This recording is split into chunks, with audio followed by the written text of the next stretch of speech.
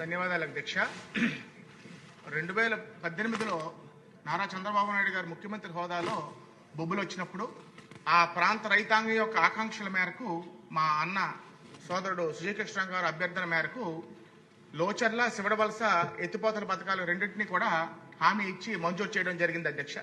2019లో tender ప్రక్రియ పూర్తి కూడా అయింది అధ్యక్ష.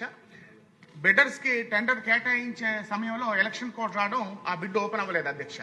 కానీ గత వైఎస్ఆర్సీపీ ప్రభుత్వం అతి దుర్మార్గంగా మా ప్రాంత రైతుల యొక్క ఆకాంక్షలను తొంగలోకి తొక్కుతూ ఆ వర్క్ ని క్యాన్సిల్ చేయడం జరిగింది అధ్యక్ష.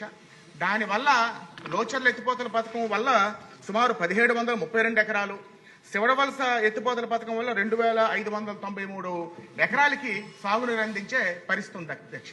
ఎంత దుర్మార్గంగా వ్యవహరించారంటే టెండర్ ప్రక్రియ పూర్తయి బిడ్ ఓపెన్ చేసే సమయంలో క్యాన్సిల్ చేయడమే కాకుండా అసలు టెండర్ ప్రక్రియ పూర్తి అవ్వలేదని అబద్దాలు చెప్పి 5 సంవత్సరాలు 2 నిమిషాలు అధ్యక్ష, చాలా ముఖ్యం అధ్యక్ష, 2 నిమిషాలు తమరిని కోరుకుంటున్నాను అధ్యక్ష. టెండర్ ప్రక్రియ పూర్తి అవ్వలేదు, అసలు టెండరే పిలవలేదని బుకాయించి 5 సంవత్సరాలు అబద్దాలు ఆడి పబ్బం గడుపుకున్నటువంటి పరిస్థితి అధ్యక్ష. అది కాకుండా మనం వేసినటువంటి శిలాపలకాన్ని తిరిగేసి కేవలం అర్త్ వర్క్ కి 6 కోట్ల రూపాయలకి శిలాపలకం వేసి దానికి అరకొర పనులు చేసి అక్కడ కేవలం ఇవేవి కూడా వాళ్ళకి ప్రయారిటీ కాదు అధ్యక్ష. అంత ఘోరంగా వ్యవహరించినటువంటి పరిస్థితి అధ్యక్ష.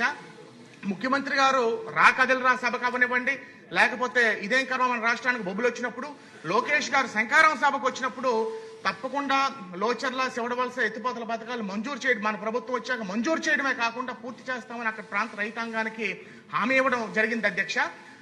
1000 కళ్ళుతోనే మా ప్రాంత రైతాంగం ఎదురు చూస్తున్నారు అధ్యక్ష ఆ ఎత్తిపోతల పథకం మంజూరుకి.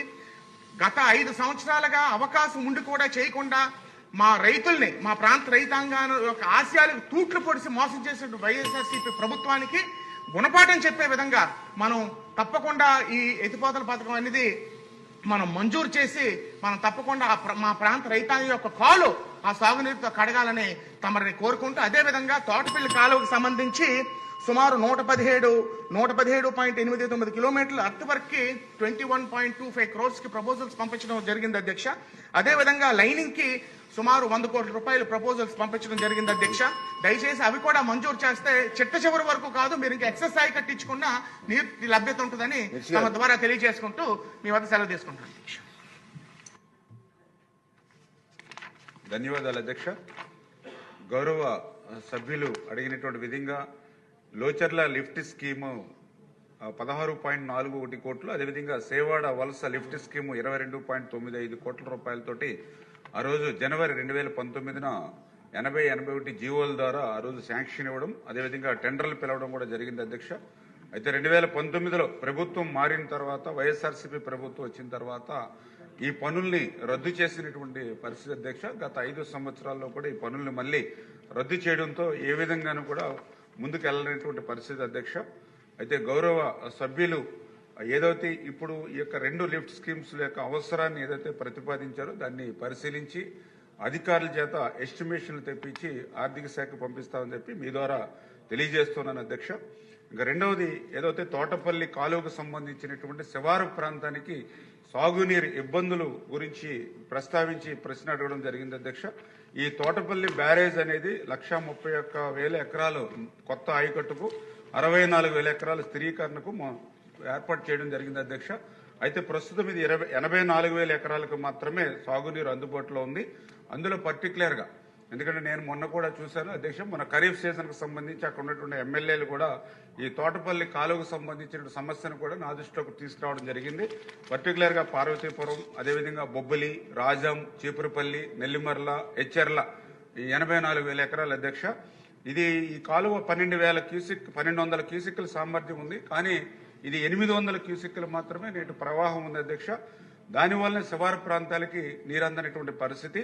దాని మీద లాస్ట్ టైం ఎమ్మెల్యేలు అంతా వంతుల వారి విధానంలో ఏర్పడితే మేము కలెక్టర్ గారితో చెప్పి మళ్ళీ మీటింగ్ ఏర్పాటు చేసి కొంత వంతుల వారి విధానంలో పెట్టి అదృష్టవశాత్తు కొద్ది వర్షాలు కూడా పడ్డంతో ఆ సమస్య కొంత తీరినటువంటి పరిస్థితి. దీని మీద మేము కూడా ఆలోచన చేసి ఈ 1200 క్యూసిక్ల నీరు 800 పోతుంది కాబట్టి దీనికి కారణం ఏంటని చూస్తే డీసెల్టేషన్. అంటే గత 5 సంవత్సరాల్లో ఒక్క రూపాయి కూడా డీసెల్టేషన్ ఖర్చు పెట్టకపోవడం వల్ల ఈ ప్రాబ్లం వచ్చింది. దయ ఉంచి మీ ద్వారా కూడా గౌరవ సభ్యులు కూడా కోరుతూ ఉన్నాం. మన ప్రభుత్వం వచ్చిన తర్వాత డీసిలిటేషన్ సంబంధించి 4.70 లక్షలు, అదేవిధంగా 67 లక్షలు, అంటే మొత్తం 5,40,00,000 రూపాయలు ఇచ్చాం మనం డీసిలిటేషన్. కానీ అక్కడ పనులు చూస్తే 2.98 మాత్రమే చేశారు. ఇంకా బ్యాలెన్స్ అమౌంట్ ఉంది. అంటే గౌరవ శాసనసభ్యులు కూడా ఆ పనులు, బ్యాలెన్స్ పనులు కూడా పూర్తి చేయించుకోవాలని, అక్కడ ఎవరైతే కాంట్రాక్టులు 30% లెస్సెస్ పనులు చేయట్లేదు వాళ్ళ కూడా మీద కూడా మా డిపార్ట్మెంట్ పరంగా కూడా ఒత్తిడి తీసుకురమ్మని బ్లాక్ లిస్ట్ లో పెట్టమని కూడా చెప్పడం జరిగింది అధ్యక్ష. రెండవది, ఆఖరిగా సభ్యుల యొక్క ఏదైతే ఈ యొక్క 6 కాన్స్టిట్యున్సీల యొక్క అభిప్రాయం దృష్టిలో పెట్టుకునే ఇప్పుడు ఏదైతే డీసిలిటేషన్ కోసం 21 కోట్లు అడిగారు అధ్యక్ష, అదేవిధంగా ఏదైతే సీసీ లైనింగ్ కోసం 99 కోట్లు అడిగారు అధ్యక్ష. తప్పనిసరిగా ఇది ఈ ప్రతిపాదనను ఆమోదించి ఆ సమస్య తీర్చేటువంటి విధంగా పరిష్కారం చేస్తాం అధ్యక్ష. Thank you. మినిస్టర్ గారు, ఆ ఏరియా మీద నాకు బాగా తెలిసిన ఏరియా, చాలా ఇంపార్టెంట్ వరకు మీ ప్రాబ్లమ్స్ ఉన్నాయని మాకు తెలుసు. ఏమైనా ఈ బడ్జెట్ లో కొంచెం క్లియర్ చేయడం కదా ఒకసారి చూడండి. తప్పనిసరిగా అధ్యక్ష. నేను చెప్పాను, మీ తప్పుని చెప్తాను కదా కూర్చొని. నెక్స్ట్ క్వశ్చన్ సభ్యుల ద్వారా రిక్వెస్ట్ మీరు పోస్ట్ పోన్ చేయడం